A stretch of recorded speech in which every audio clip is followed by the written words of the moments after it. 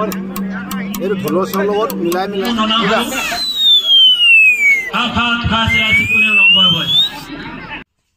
ফুটুকানি meeting বজাই দে ধ্ৰুতং বিহুগীতত উল্লেখ থকা এই বাদ্য কেইবিধৰ সৈতে আমি চিনাকি হয়নে? কিমানে চিনি পায় এই বাদ্য কেইবিধ?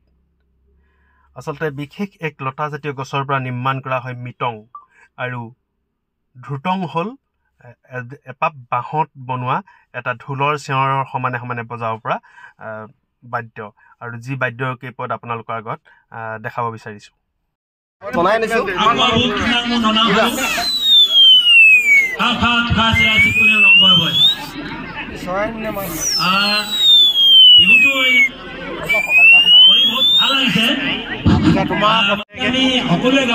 কি গছ পাব?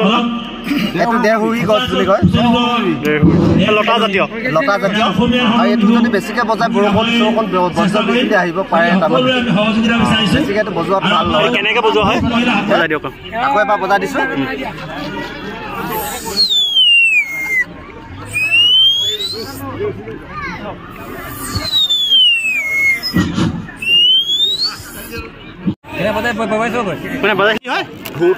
ধ্ৰুতং কিহৰ পৰা বনাই? এইটো বাঁহৰ হয়।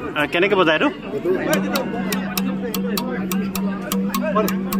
এইটো ঢোলৰ চৰৰ লগত মিলাই ধুনীয়া মাতিব, ঢোলৰ চৰৰ লগত মিলাই আৰু ঢোলটো তেনেকে বজে তাৰ লগত মানুহে গাই থাকে যে মিটং বজাই লহৰি খেলো। এই মিটংটো তেওঁ বজাই দিলে ধ্ৰুতং।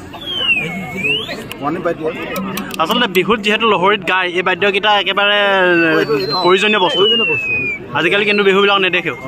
ফটুকোলা মিটং বজাইছে, ধ্ৰুতং হৈ লগৰীয়া বুলি গায়, সেইটোৱে আৰু।